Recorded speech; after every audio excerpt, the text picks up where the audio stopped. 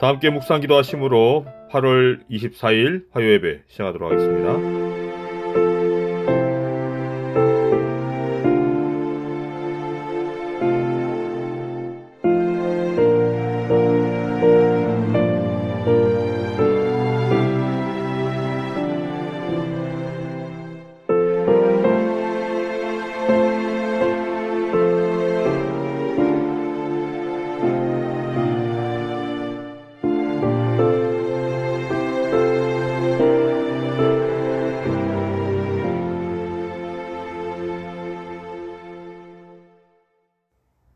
다 함께 시작하는 찬미가 457장 주가 동산에 기다리시니 찬미하시겠습니다.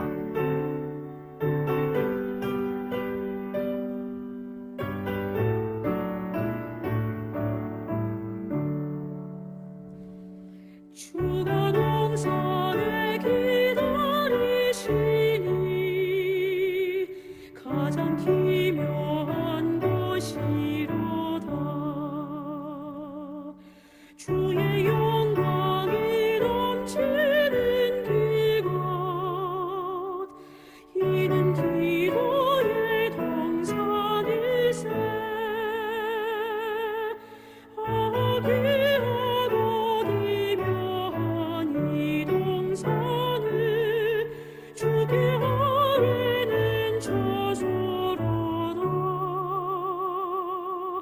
나의 주님께서 나를 기다리며 문을 여시고 계시도다. 주가 동산에 기다리시니 나의 죄짐을 지고 가리. 안위하시는 주님 계시니 이는 기도의 동산일세. 아귀하고 기묘한 이 동산을 주께 아뢰는 저소로다. 나의 주님께서 나를 기다리며 문을 여시고 계시도다.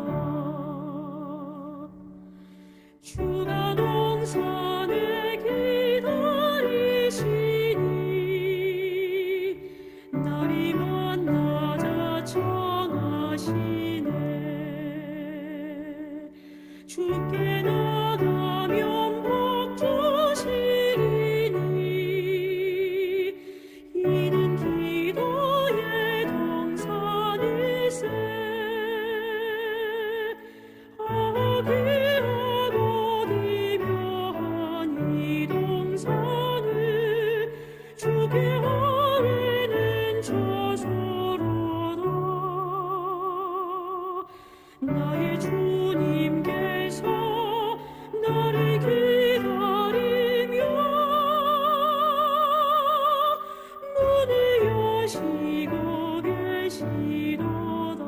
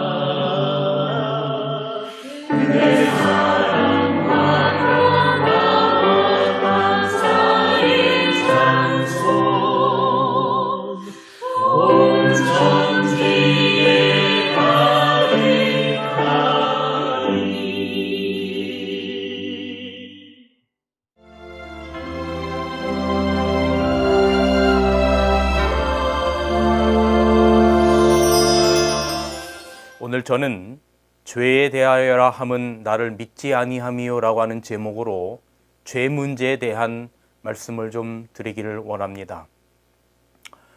성경 마가복음 2장에는 여러분이 잘 아시는 지붕을 뚫은 중풍병자의 이야기가 기록이 되어 있습니다. 가버나움 한 집에서 예수님께서 사람들에게 성경을 가르치시고 있을 때였습니다. 갑자기 천장이 무너지는 소리가 나더니 천장이 뚫리는 일이 벌어진 것입니다. 그 당시에 이스라엘의 집의 형태상 지붕을 뚫을 수 있는 그런 가옥의 형태라고 그렇게 이야기를 하죠. 그런데 거기서 한 사람이 줄에 매달려서 그렇게 내려오는 겁니다. 그 친구들이 그 중풍병자의 친구들이 예수님을 만나게 하기 위해서 평생을 소원했던 이 중풍병자의 병 고침을 위해서 바로 그런 일을 벌이게 된 것입니다. 너무 잘 아는 이야기이기 때문에 더 깊이 제가 설명을 드리지 않아도 여러분이 잘 아시는 말씀이라고 생각합니다. 그런데 그 상황 가운데 예수님께서 너의 소원인 병 낫기를 원하는 것에 관해서 고쳐주시거나 혹은 다른 것에 관련돼서 먼저 말씀을 해주시는 것이 옳을 것 같은데 그 모습 가운데 그 모습을 바라본 예수님께서는 5절에 이렇게 말씀하십니다. 예수께서 저희의 믿음을 보시고 중풍병자에게 이르시되 소자야 내 죄사함을 받았느니라. 여러분 중풍병자가 그의 친구들이 중풍병자의 낫고자 하는 간절함을 알고 예수님을 만나게 하려고 지붕을 뚫는 일까지 벌였을 때에 정말로 중풍병자가 원하는 것은 죄사함을 받는 일은 아니었을 것입니다. 우리가 상식적으로 생각해 봐도 그렇게 평생을 고생했던 중풍병으로부터 나음을 받는 일이 그에게는 우선이었을 것입니다. 그런데 예수님은 그의 병을 치료하시는 것보다도 먼저 죄사함을 받았느니라고 하는 선언을 하시게 됩니다. 그 이유가 무엇일까? 예수님께서는 죄의 문제가 모든 생로병사의 근원이라고 하는 것을 아셨기 때문에 그런 것입니다. 로마서 6장 23절 죄의 싹은 사망이요. 죄의 문제가 모든 고난과 모든 아픔과 병과 사망의 근본이 되는 것입니다. 그걸 예수님께서 아신 것이죠. 성경에는 죄를 어떻게 말하고 있을까? 죄에 대한 정의가 성경에는 참 다양합니다. 죄라고 하는 것이 딱 이것이다라고 하나로만 정의하기가 어려울 정도로 어떤 학자가 죄에 대해서 연구를 했는데 구약에는 히브리어로 좀 더 세분화된 죄의 개념들이 12가지의 죄의 개념이 있다라고 말을 합니다. 그 다음에 신약에서는 헬라어로 죄를 좀 더 세분화시키면 4가지의 죄의 개념이 있어요. 그러므로 성경의 죄의 개념을 좀 세분화시키면 약 16가지의 죄의 어떤 그런 개념, 구분들이 있다라고 성경 학자는 이야기를 합니다. 그 중에 몇 가지만 제가 살펴보면 요한일서 3장 4절에 의하면 불법을 죄라라고 기록하고 있어요. 죄를 짓는 자마다 불법을 행하나니 죄는 불법이다 그랬습니다. 또한 요한일서 5장 17절에는 불의가 의롭지 못한 것, 불의가 죄다 그랬어요. 모든 불의가 죄로 돼 기록하고 있습니다. 야고보서 4장 17절은 선을 행하지 않는 것, 불선이 죄라고 기록하고 있어요. 사람이 선을 행할 줄 알고도 행치 아니하면 죄라 기록하고 있습니다. 로마서 14장 23절에는 믿음으로 하지 않는 모든 것을 죄라라고 그렇게 기록하고 있는 것입니다. 그 다음에 또 고린도전서 8장 12장에 보면 어떤 이웃의 약한 양심을 상하게 하는 것, 그것도 죄라라고 기록하고 있습니다. 예레미야 2장 19절에는 하나님을 버리는 것과 하나님을 경외하지 않는 것이 고통이고 죄라라고 그렇게 기록하고 있습니다. 이렇게 죄의 개념들은 성경에 대단히 많이 세분화되어 있습니다. 시편 51편에는 이렇게 많은 세분화된 죄의 개념들을 좀 더 그래도 크게 압축을 해서 한 3가지 정도의 죄의 개념을 기록을 하고 있습니다. 다윗이 밧세바를 간음한 사건, 그리고 그녀의 남편 우리아를 죽인 그 끔찍한 죄를 선지자 나단에 의하여 깨닫고 그가 하나님 앞에 정말로 철저하게 회개하는 내용이 시편 51편인데요.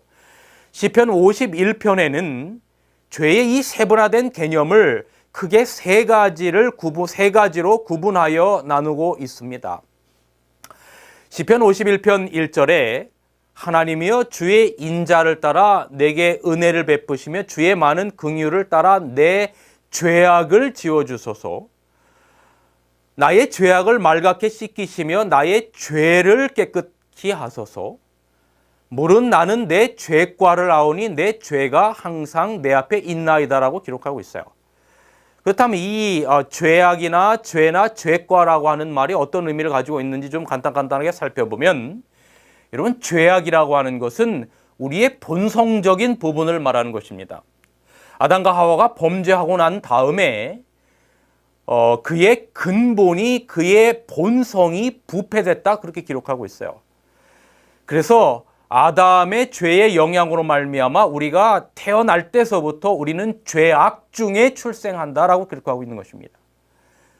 그래서 아이가 태어났을 때에 그 아이는 죄악 중에 출생하는 것입니다. 타고난 본성의 상태의 모습인 것입니다. 그렇다면 성경의 죄악의 개념은 뭐 우리가 옛날에 성악설이냐 성선설이냐라고 하는 그런 개념에 따르면 우리는 태어날 때부터 죄인으로 태어나는 것입니다. 죄악 중에 출생하는 것입니다. 죄의 영향력 아래서 그렇게 있는 것입니다. 왜냐하면 죄라고 하는 것은 아담의 본성을 부패하게 만들었기 때문에 아담의 후손들은 모두 다 그 영향력 아래 있게 되는 것입니다. 그 다음에 죄라고 하는 것은 우리의 본성이 부패했기 때문에 우리가 행하는 그 어떤 행위도 전부 다 죄일 수밖에 없다라고 하는 것입니다. 다시 말하면 화살이 이렇게 만약에 똑바르지 못하고 비틀어져 있으면 아무리 관역을 정확하게 정조준해서 쏜다 할지라도 표적을 벗어날 수밖에 없는 것이죠. 이게 죄의 개념이죠. 그래서 로마서 3장 12절에 의인은 없나니 하나도 없다라고 그랬습니다. 자, 그 다음에 죄과라고 하는 것은 또 다른 말로 불법이라고 하는 용어인데 영어로 transgression이라고 하는 표현은 여러분 이것은 알고도 짓는 의도적인 불순종을 말하는 거예요. 그래서 죄의 커다란 세 가지의 개념은 어떤 행위적인 개념에만 있는 그런 것뿐만 아니라 본질, 본성이 부패한 것까지 죄의 개념, 그것까지 죄의 개념 아래 들어 있다라고 하는 것입니다. 여러분 제가 지금 성경에 나타난 죄에 대하여 많은 부분에 대해서 잠시 동안 생각해 보았습니다. 성경은 우리에게 죄가 단 한 오락이만 있어도 절대로 하나님 앞에 하나님의 율법 앞에 의롭게 될 수 없습니다. 그래서 우리가 죄가 하나라도 있으면 그러한 죄인은 절대로 하나님 나라에 들어갈 수가 없어요. 그러면 우리가 상식적으로 생각해 봐도 죄가 있으면 하늘나라에 갈 수 없기 때문에 그러면 하늘나라에 들어가기 위하여 또 다른 말로 우리가 의인이 되기 위하여는 이 죄 문제를 해결해야 하는 것입니다. 그렇다면 어떻게 이 죄 문제를 해결할 수 있을까? 그래서 의인이 되고 그래서 구원을 받을 수 있을까라고 하는 생각 가운데 여러 가지의 접근 방식들이 기독교계 안에서 있는 것이 당연하겠지요.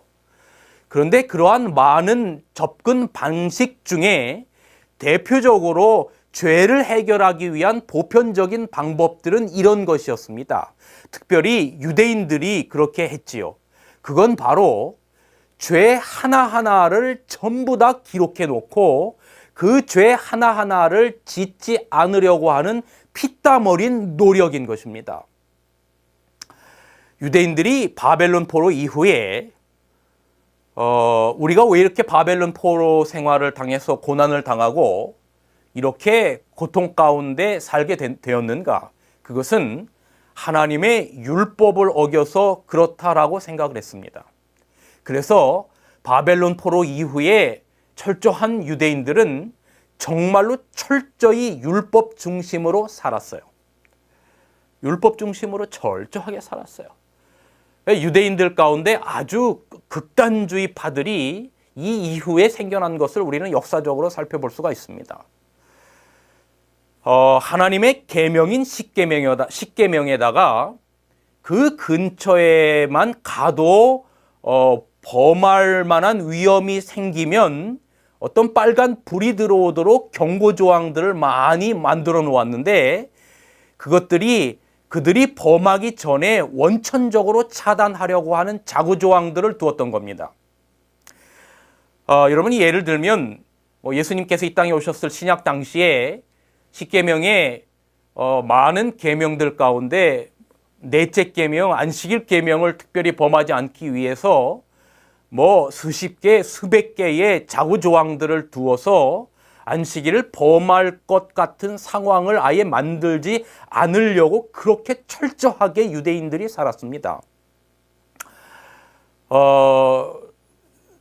제가 한 몇 년 전인가요? 어느 한 여행사 사장님으로부터 성지순례에 관련돼서 제 관심이 있어서 좀 알아보고 있었던 때였습니다. 한 여행사 사장이 이런 이야기를 하는 이야기를 제가 들었습니다. 이분이 하루는 예루살렘에 여행을 하는데 그날이 토요일이었습니다. 안식일이었죠. 그런데 이렇게 유대인들 그 거리를 주택가를 가고 있는데 어떤 한 아주 철저하게 이제 보이는 유대인이 이 여행사 사장님을 잠깐 부르더래요.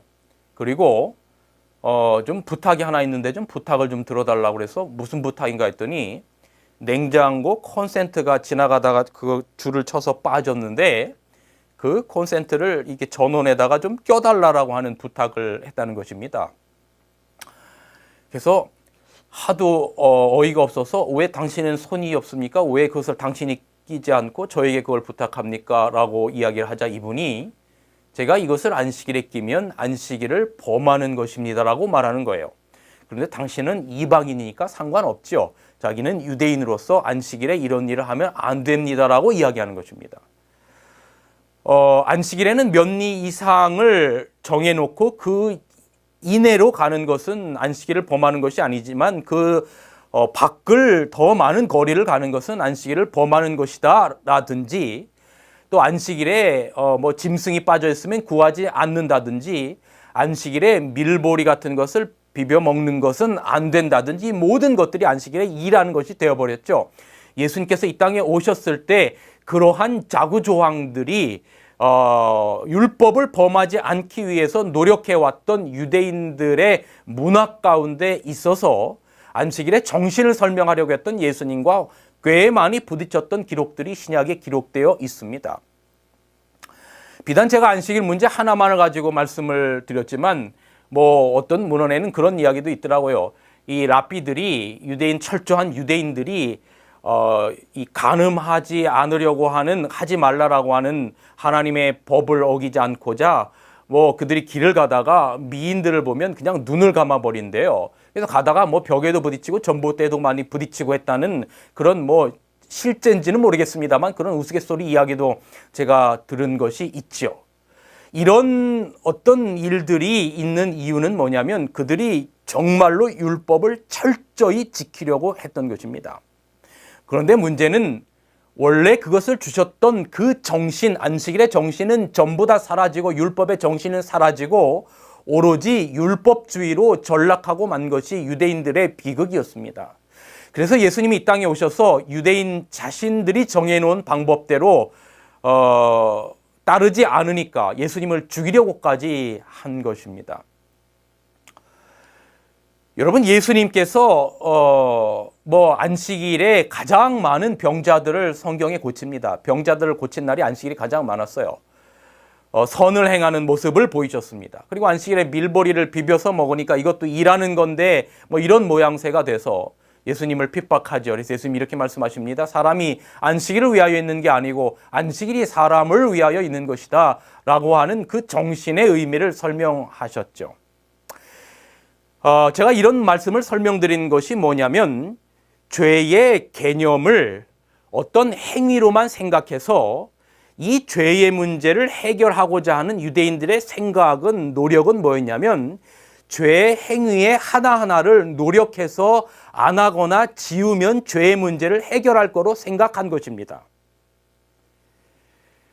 그런데 이런 생각으로 죄의 문제를 해결하려고 하는 부류의 사람들의 문제는 죄라고 하는 것이 행위적인 것에만 달려있는 것이 아니라고 하는 것입니다. 죄의 행위는 어떤 부차적이고 열매적인 거죠. 더 죄의 근본적인 문제는 인간의 근본이 부패하게 되었다라고 하는 것입니다. 이걸 모르는 거예요. 그래서 행위적인 것 하나만 다 없애면 모든 것이 해결될 거라고 하는 생각을 하게 된 것이죠. 뿌리가 부패하게 된 것을 모른다라고 하는 것입니다. 여러분, 어떤 사람이 예를 들어서 뭐 피부에 계속해서 발진이 일어난다라고 합시다. 문제가 막 생겨요. 그런데 이 문제를 해결하기 위해서는 이 문제의 근본이 뭔지, 뭐가 안에서 문제가 있는지를 해결하지 않으면 겉에 난 뭐 피부에 어떤 문제 하나하나를 지워나간다 할지라도 그 문제를 근본적으로 해결할 수가 없는 겁니다. 그래서 죄 문제를 해결하는 방법은 행위적인 문제들을 낱낱이 기록해놓고 하나씩 지워서 내 노력으로 그것을 없애려고 할 때 그것이 없애질 수 있는 문제가 아니라고 하는 것이죠. 왜냐하면 죄의 문제는 본성의 타락의 문제이기 때문에 그런 것입니다. 여기 선지자는 리벨 헤랄드라고 하는 책에 이렇게 기록하고 있어요. 인간의 본성은 바로 그 근원이 부패하게 되었다라고 하는 것입니다. 여러분 이 화면 가운데 한 꽃이 보이시죠? 여러분 이 꽃이 무슨 꽃인 줄 아십니까? 여러분 이것이 할미꽃이에요. 할미꽃은 못생겼다의 상징이 아니에요. 여러분 이 꽃을 보세요. 얼마나 아름다운지. 항상 고개를 숙이고 있어서 겸손의 상징을 의미하죠. 그런데 여러분 이 할미꽃의 이 겸손해 보이는 이 할미꽃의 뿌리는 생명을 죽이는 독이 있다라고 하는 걸 아십니까? 한방에서는 이걸 백두옹이라고 합니다. 제가 어릴 적에 저희 그 옛 시골집에 뭐 옛날에는 퍼세식 화장실이 많지 않았습니까? 여름에 이제 뭐 화장실에서만 사는 구데기 같은 게 있어요. 그런데 그거를 제가 어릴 적에 제 기억에도 할아버지인지 부모님인지 그걸 없애기 위해서 거기다 뭐 농약도 뿌리고 많이 한 것 같은데, 근데 어느 날 아마 저희 할아버지셨는지 이 한 뿌리를 가져와서 그 뿌리를 즙을 내서 뿌리니까 그 안에 있는 구더기들이 씨가 마르는 모습을 보았는데, 할아버지 이게 뭐예요? 라고 제가 여쭤봤을 때 말씀하시기를 이것이 할미꽃 뿌리다라고 하는 이야기를 하셨던 게 그런 기억이 있습니다. 이 백동은 이라고 하는 것은 한방에서 이 어떤 그 독초임에도 불구하고 적절하게 사용돼서 병을 고치는 것으로도 쓰는 것 같아요. 그럼 제가 드리려고 하는 말씀이 뭐냐면, 겉으로는 겸손해 보이는 것조차도 그 뿌리는 사람을 죽이는 독이 있을 수 있다라고 하는 것입니다. 여러분 이것이 우리의 죄인의 모습이라고 하는 거예요.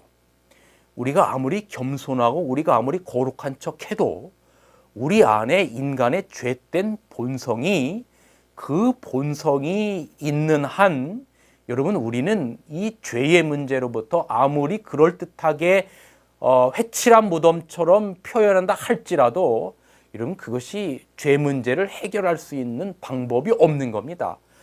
이게 우리의 삶의 노력으로 말미암아 그 죄의 근본적인 문제를 해결할 수 있는 방법이 없는 거예요. 왜냐하면 그 근본이 부패하게 돼 있기 때문입니다. 하나님께서 이것을 아셨어요.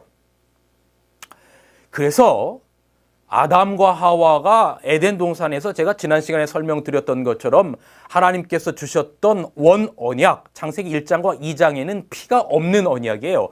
그 언약에는 선악과를 먹지 말고 이걸 먹는 날에 내가 정령 죽으리라는 것이었어요. 이것이 순종을 통해서 구원 얻는 방법이었어요. 에덴 동산에서의 방법은 그것이었어요. 선악과를 먹지 않으면 그들이 영원히 살 수 있는 길이 있었어요.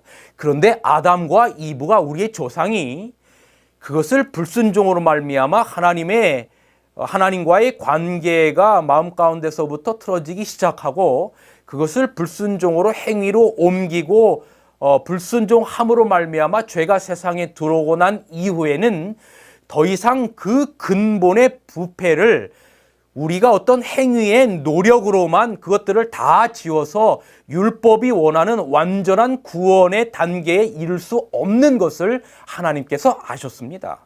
각시대대댕트 533페이지는 이렇게 기록하고 있어요. 순종을 조건으로 사람에게 약속된 불멸은 범죄로 말미암아 잃어버린 바 되었다. 아담은 자신이 소유하지 못한 것을 그의 후손에게 전해줄 수 없었다 이겁니다. 아담의 범죄 이후로 순종으로 말미암아 행위의 모든 것들을 하나하나 완벽하게 해서 하나님의 율법 앞에 완전하게 될 수 있는 길은 없어졌다는 거예요. 왜냐하면 그 근본이 부패했기 때문에 그런 것입니다. 그 근본의 부패한 죄의 문제를 우리의 삶의 노력으로 말미암아 완전히 없이 할 수 있느냐? 그럴 수 없다라고 하는 거예요. 흑인이 피부를 희게 할 수 없고 표범이 그 반점을 없이 할 수 없는 것입니다. 이제는 사람의 편에서는 이 죄의 문제를 해결해서 의인이 되고 구원 얻을 방법이 없어진 것입니다. 아담의 범죄 이후에 이제는 사람의 방법에서는 불가능한 일을 하나님께서 인류를 구원할 방편을 마련하십니다. 이미 지난 시간 말씀드린 여인의 후손, 즉 예수 그리스도를 온 세상의 죄 문제, 즉 행위의 하나하나의 문제만을 말하는 것이 아니라 죄의 본성의 타락 문제를 해결하시려고 자발적으로 잃은 자식 찾는 엄마의 모습으로, 희생의 모습으로 이 땅에 오신 것입니다. 요경감의 글은 이렇게 기록하고 있습니다. 죄가 있자마자 곧 구세주가 있었다.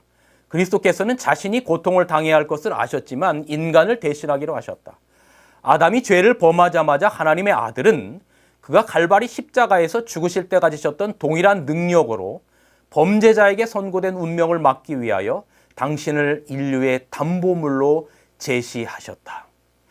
그래서 여러분 창세기 3장부터 말라기 마지막 장까지 구약의 모든 이야기는 이 땅에 어린 양으로 오실 예수님의 속죄에 대한 표상을 중심으로 기록되어 있는 것입니다.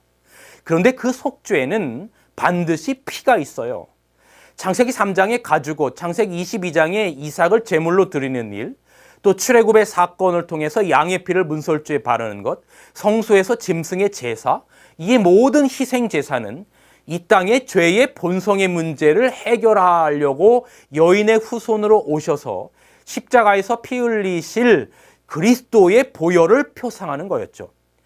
그러니까 에덴 동산에서 아담의 불순종으로 더 이상 순종만으로 죄의 모든 문제를 해결하여 영생을 얻는 것은 불가능해졌고, 이제는 그 문제를 해결하시기 위하여 피로 인한 구원, 즉 예수 그리스도의 보혈로 인한 구원만을 있다라고 하는 것을 구약의 긴 역사를 통해서 가르치셨던 것입니다.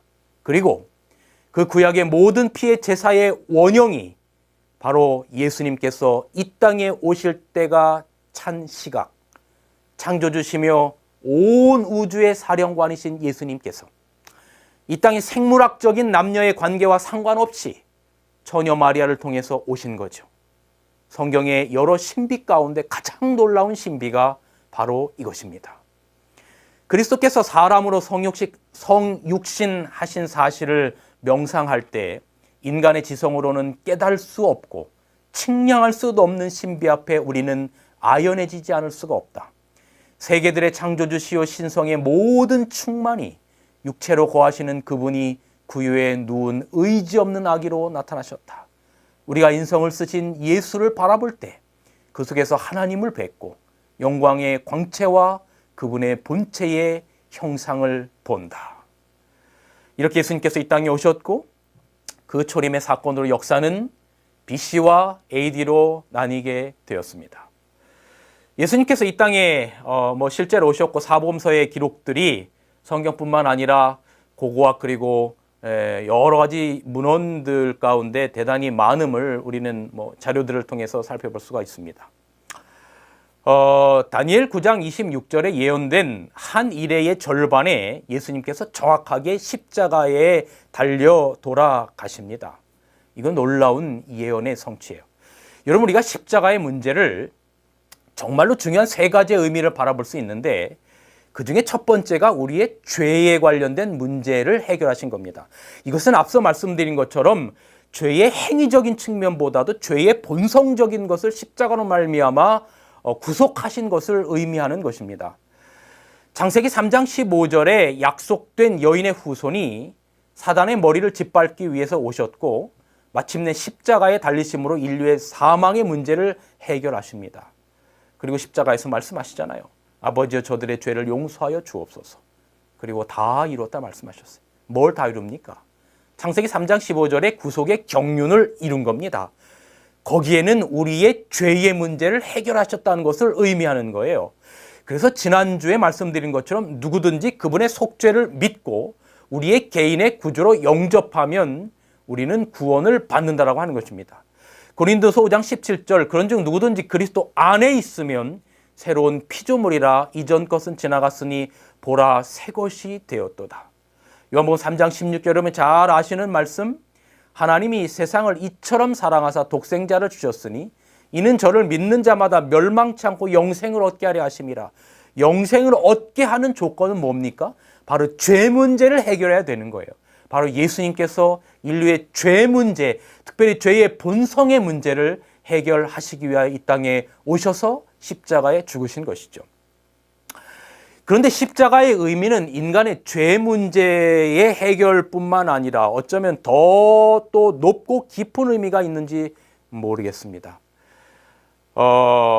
재림교회가 가지고 있는 대쟁투의 이슈는 단순히 인류의 죄 문제의 해결만은 아닙니다.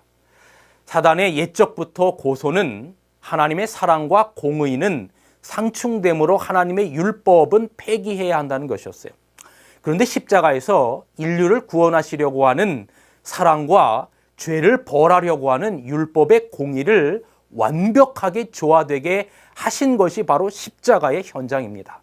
여러분 여기 대단히 감격스러운 감동스러운 이야기가 기록되어 있습니다. 그리스도의 목표는 공의와 자비를 조화시키는 것이었다. 공의와 사랑이 각기 독립된 위엄을 보존하게 하셨지만 서로 연합되게 하셨다. 그의 자비는 유약한 것이 아니었고 죄를 벌하는 두려운 힘이었다. 그러나 그것은 인간의 사랑을 이끌어내는 힘이 되었다. 그리스도로 말미암아 공의는 그 드높은 거룩함을 단 한 점도 손상시킴이 없이 용서가 가능케 되었다. 공의와 자비는 널따란 계곡을 사이에 두고 각기 반대편을 마주보고 서 있다. 우리의 구속주께서는 신성에다 인성을 입으시고 인간을 위하여 점도 없고 흠도 없는 품성을 이루셨다. 그는 하늘과 땅 사이에 십자가를 심으시고 그것을 두 길, 곧 사랑과 공의를 끌어당겨 서로 만나게 하는 물건이 되게 하셨으며 그 깊은 수렁을 건너서 사랑과 공의를 하나로 묶어 놓았다. 공의가 그 높은 보좌에서 일어나 하늘의 모든 군대와 함께 십자가에 가까이 이르렀다. 거기에서 공의는 불의와 죄에 대한 모든 형벌을 담당하신 분, 하나님과 동등이신 분을 보았다. 공의는 완전히 만족하여 경건한 마음으로 십자가에서 머리를 숙이고 족하다라고 말한다. 예수님이 인간의 죄의 본질적인 모든 문제를 해결하신 것을 공의가 인정했다라고 비유적인 표현으로 설명하고 있는 겁니다. 그래서 여러분 십자가 사건으로 온 우주의 지성적 존재자들에게 사단의 고소는 잘못되었고 하나님의 율법과 사랑과 공의는 완벽히 조화됨을 십자가에서 보이신 거죠. 그래서 사단이 거짓말장이임이 온 우주에 드러난 것입니다. 그래서 이 십자가 사건으로 말미암아 사단의 활동 무대는 우주에서 지구로 국한되어 버리고 맙니다. 이것이 바로 요한계시록 12장 10절의 기별이에요. 또 내가 들으니 하늘에 큰 음성이 있어 이르되 이제 우리 하나님의 구원과 능력과 나라와 또 그의 그리스도의 권세가 나타났으니 우리 형제를 참소하는 자 곧 우리 하나님 앞에서 밤낮 참소하던 자가 쫓겨났고, 이 부분에 관해서 영감이 글은 이렇게 주석합니다. 사단이 형제의 참소의 자리에서 떨어진 것은 그리스도께서 자신의 생명을 포기하신 일로 말미암아 이루어진 것이었다. 마지막으로 십자가의 세 번째의 의미는 화목제물이 되신 것입니다. 예수님의 십자가의 대단히 중요한 의미는 인간의 죄의 본성의 문제를 해결하고 그다음에 사단의 사랑과 공의가 조화될 수 없다라고 하는 것을 온 우주 앞에 드러낸 것과 동시에 또 인간과 하나님 간의 깨어진 관계를 이어주는 사건이었던 것입니다. 제가 첫 말씀 가운데 선과학 도덕적 개념인가 관계적 개념인가에서 관계적 개념이라고 하는 의미로 말씀을 드렸죠. 선악과를 먹었다라고 하는 것은 먹었다라고 하는 도덕적 실패에 앞서서 뱀의 이야기로 하나님의 말씀을 의심하기 시작했고 결국 하나님과의 관계가 깨어진 것이죠. 그래서 예수님께서 이 땅에 오셔서 십자가에 죽으심으로 그 깨어진 관계를 잇는 가교의 역할, 다리의 역할, 그 깨어진 관계를 잇는 접착제의 역할을 한 것입니다. 하나님과 죄인 사이의 말이죠. 성경에서는 이것을 화목제물이다 그랬어요. 화목케 하는 제물인 것입니다. 예수님이 하나님과 죄인 사이에 화목하게 하시기 위하여 제물이 되신 것입니다. 로마서 3장 23절 모든 사람이 죄를 범하였으며 하나님의 영광이 이르지 못하더니 그리스도 예수 안에 있는 속량으로 말미암아 하나님의 은혜로 값없이 의롭다 하심을 얻은 자 되었느니라. 이 예수를 하나님이 그의 피로써 믿음으로 말미암는 화목제물로 세우셨으니 이는 하나님께서 길이 참으시는 중에 전에 지은 죄를 간과하심으로 자기의 의로우심을 나타내려 하심이니 곧 이때에 자기의 의로우심을 나타내사 자기도 의로우시며 또한 예수 믿는 자를 의롭다 하려 하심이라. 왜냐하면 예수님이 죄의 본성의 문제를 해결했기 때문에 예수 믿는 자를 의롭다 하려 하시는 겁니다. 그런즉 자랑할 데가 어디 있느냐? 있을 수 없느니라. 무슨 법으로냐? 행위로냐? 아니라 오직 믿음의 법으로니라. 아멘. 여러분, 예수님께서 우리를 구원하시려고 하는 그 말할 수 없는, 하나님께서 우리를 구원코자 하는 그 말할 수 없는 마음을 기억하셔야 합니다. 이런 부모가 제일 속상할 때가 자녀가 부모의 마음을 알아주지 않으면 속상한 것 같아요. 하나님이 제일 가슴 아플 때가 이런 간절한 마음으로 우리를 구원할 길을 예수 그리스도를 통해서 열어놓으신 것입니다. 그런데 그거 필요 없다라고 하는 거예요. 여러분, 서두에 죄의 수많은 정의를 말씀드렸죠. 불신, 불의, 불선 뭐 이런 등등등. 근데 십자가로 말미암아 그 어떤 도덕적인 행위적인 죄도 용서받지 못할 죄가 없어요. 여러분, 이거 믿으십니까? 아멘이에요. 심지어는 십자가의 사형수도 수많은 사람들을 핍박하고 죽이는데 앞장섰던 바울도 회개하고 십자가의 용서를 구했을 때 다 용서받았어요. 그런데 성경은 절대로 용서받지 못하는 죄가 있다라고 말하는데 그것을 바로 성령을 거역하는 죄라고 그랬어요. 그 성령을 거역하는 죄라고 하는 것을 가장 잘 표현한 것이 요한복음 16장 9절이라고 저는 믿어요. 죄에 대하여라 함은 저희가 나를 뭐하지 아니하며 믿지 아니하며 나는 당신 필요 없어. 인류를 위하여 구원 얻게 하기 위하여 마련해 놓으신 그 구원의 길을 나는 받아들이지 않을 거야. 그냥 내 힘으로 살다가 죄 아래서 죽을 거야 라고 하는 이 말. 그래서 그의 마음을 강철같이 굳게 하여서 하나님의 성령의 역사에 완전히 마음의 문을 닫아버린 상태. 이걸 바로 성령을 거역하는 죄라고 하는 거예요. 자기의 자유의지로 성령의 음성을 완전히 거절해서 화인 맞은 양심이 되는 것. 이것을 해결할 방법이 없는 것입니다. 여러분 보세요. 죄의 삭은 사망이에요. 그래서 아담의 남자의 후손들은 다 죽어요. 이게 자연스러운 길이에요. 그런데 하나님이 죽지 않을 길을 마련하셨어요. 이 땅에서 한번 죽어도 부활할 길을 마련하시고 영생할 길을 마련하셨어요. 예수 그리스도의 십자가로 말미암아 말이죠. 그런데 그걸 받아들이지 않는다는 거예요. 나의 자유의지로 말미암아서요. 그러면 하나님은 이렇게 말씀하시는 겁니다. 그렇구나. 너에게 영생의 길을 주었음에도 내가 그렇게 끝까지 받아들이지 않겠다니 예수님도 어쩔 수 없는 겁니다. 나로서도 어쩔 수 없구나. 수없이 그의 마음을 열게 하기 위하여 노크했지만 끝까지 걸어 잠근 그의 마음 가운데 예수님께서 들어가실 수 없는 겁니다. 그래서 예수 믿지 않으면 하나님의 분노로 죽이시는 게 아니고 원래 가야 할 죽음의 길로 자연스럽게 가는 것입니다. 제가 어릴 적에 개울에서 낚시를 하다가 장마철 물이 엄청 불어났는데 그 상황에서 낚시를 하다가 제가 물에 떠내려가는 상황 가운데 제가 아주 어릴 적이었는데 저의 부모님이 그렇게 얘기해 주셨어요. 방앗간 아저씨가 지나가다가 저를 보고 건져주셨대요. 그런데 어떻게 건졌는지는 제가 잘 못 들었는데 만약 그때 저에게 뭐 튜브를 내밀었거나 뭐 옷가지를 내밀었거나 밧줄을 내밀었는데 제가 그거 필요 없다라고 하면 그 저를 구원하려고 했던 사람이 분노해서 저를 죽이는 게 아니라 제가 그걸 잡지 않으니까 그냥 물로 떠내려 가서 그냥 죽는 겁니다. 튜브 잡는 게 육적 목숨을 위해서 당연한 건데 영적 목숨 아니 영생을 위해서 예수 그리스도의 보혈을 잡는 것, 그것을 잡지 않을 때 우리는 그냥 사망의 길로 떠내려 가는 것입니다. 여러분, 저는 이제 말씀을 정리하면서 이 말씀을 읽을 때마다 깊은 감동이 와요. 여러분에게 선지자는 이렇게 기록하고 있어요. 하나님의 아들은 우리가 가진 본성을 속량해 주셨다. 아멘 아닙니까? 하나님의 아들은 십자가에서 우리가 가진 죄의 근본적인 본성을 속량해 주셨다. 말하자면 우리는 그리스도의 의를 인해서 용서를 받고 마치 한 번도 죄를 범하지 않은 사람처럼 하나님 앞에 설 것이다. 아멘. 이것이 죄의 본성의 문제를 해결할 수 있는 유일한 방법임을 기억하시기 바랍니다. 여러분, 사단이 우리에게 계속 주려는 마음이 뭔지 아세요? 아이고, 나 같은 죄인이 어떻게, 목사님, 나 같은 사람도 구원받을 수 있을까요?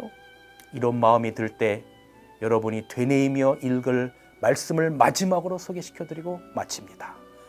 사단이 그대는 죄인이므로 하나님의 축복을 받기를 바랄 수 없다라고 말할 때에 그리스도께서는 죄인을 구원하시기 위하여 세상에 오셨다라고 사단에게 말하라.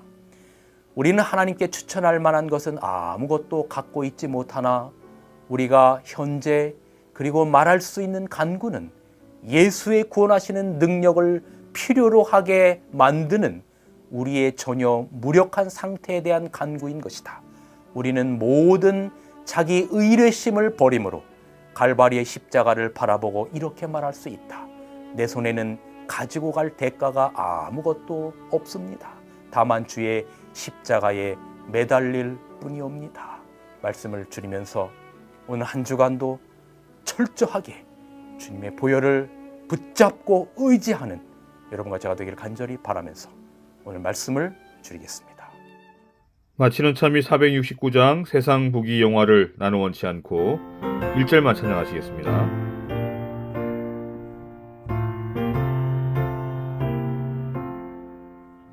세상 복이 영화를 나는 원치 않고 오직 하늘 가기를 밤에 원하오니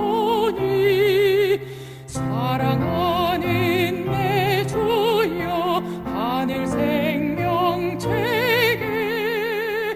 나의 이름 분명히 적혀 있나이까 나의 이름 거기 적혀 있나이까 나의 이름 하늘에 적혀 있나이까. 사랑의 주님, 오늘도 귀한 말씀으로 은혜 받게 하여 주시니 감사합니다. 지금 저희가 서 있는 곳이 어디인지를 항상 돌아보게 하시고 주님이 마련하신 그 길로 나아가는 주의 거룩한 백성 되게 인도하여 주시옵소서. 주의 말씀으로 살고 주의 모습을 닮아 주님께서 그러하셨던 것처럼 생명을 만들어내고 이루어가는 삶을 살 수 있도록 인도하여 주시옵소서. 주님이 우리에게 맡기신 그 사명이 무엇인지를 항상 잊지 않고 살아가는 저희들 될 수 있도록 인도하옵시기를 예수님의 이름으로 기도드리옵나이다. 아멘.